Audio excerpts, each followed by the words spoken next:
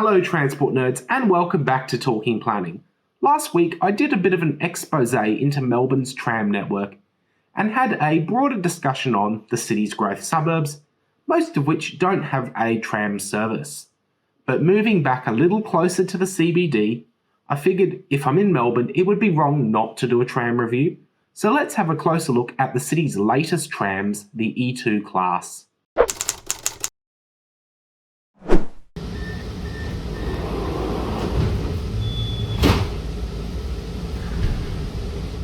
Starting out on a 58 to West Coburg, there is a step up from street level to board the tram, but once on board the floor is flat, allowing for zero-step boarding at stops with platforms. As I talked about last week, the tram network does service a lot of suburban areas in Melbourne, so sit back and enjoy the view as we leave Moreland.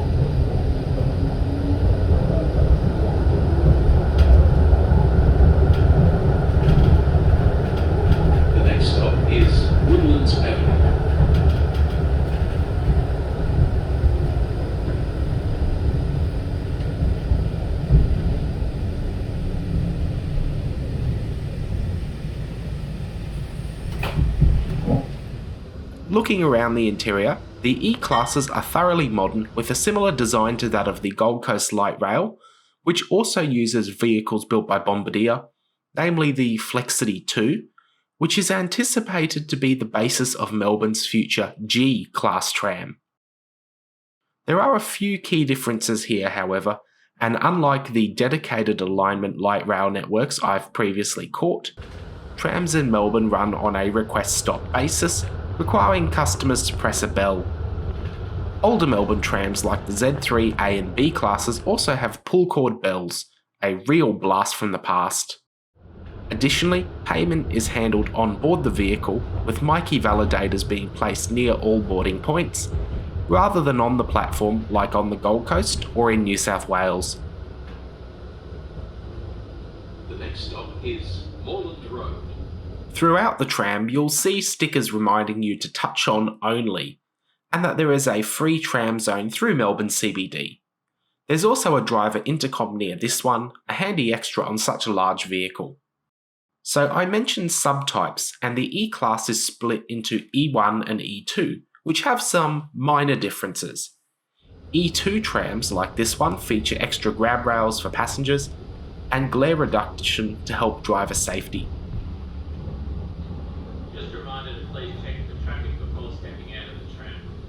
But overall, they have substantially the same appearance and the same powertrain, with 6 traction motors and a combined 680 horsepower supplied from 600 volt overhead DC power. Let's have a listen now.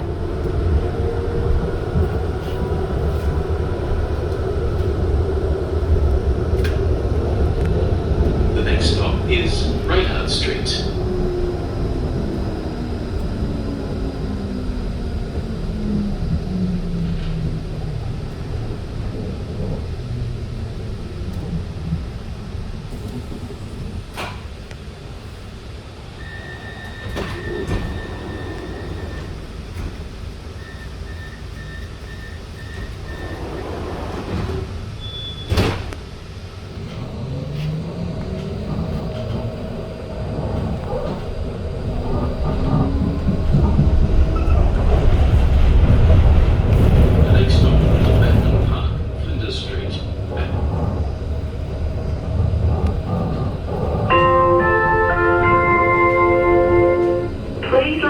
Know when your stop is coming up by pressing the next stop button, making sure that you allow enough time to stop safely.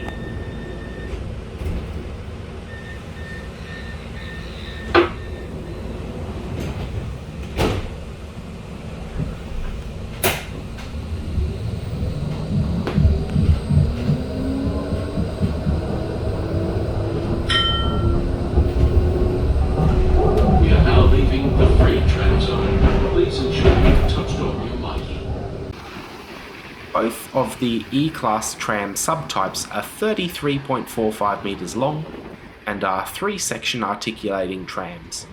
For context, this is just over double the length of a Z3 class tram, or a similar length to many of the PBS3 road trains that come past my front window.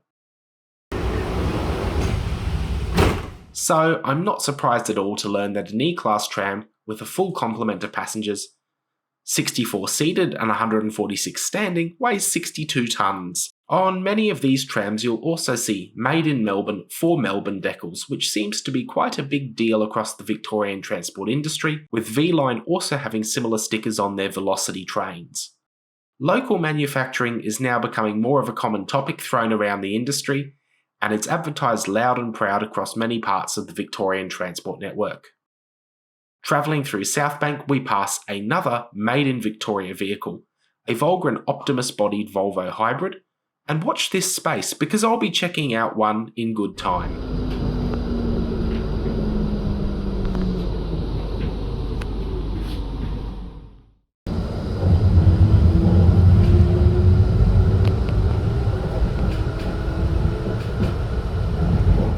The rest of this interior is also thoughtfully laid out, with courtesy seats being trimmed in a distinctive red fabric, contrasting the green seat fabric found throughout the rest of the vehicle.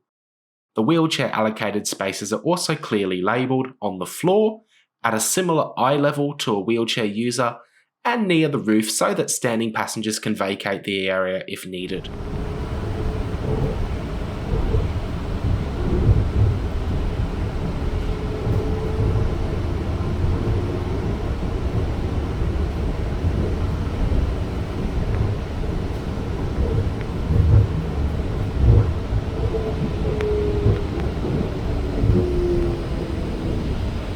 Overall, the interior design is fairly fresh and modern, something that's helped by decent lighting and a suite of safety and convenience features. These trams come with an aforementioned intercom, but also emergency door releases, angled floors near the wheelchair boarding points, passenger information displays, and large, clear, next stop requested lights.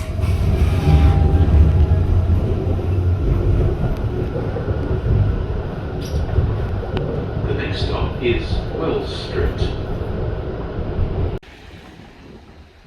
Externally, the E-Class trams have not only a destination display, but also a display below the windscreen for safety messages, handy for alerting pedestrians and other road users to the vehicle's presence.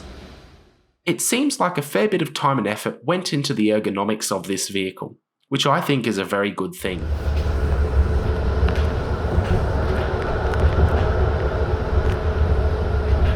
Stop is Prince's Terrace.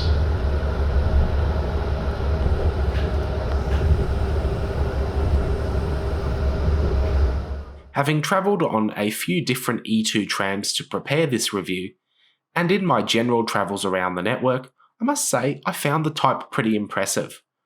I do maintain that platform-based boarding will be a necessary part of making the network more accessible, but that's a network planning consideration and not something really to do with the design of this vehicle.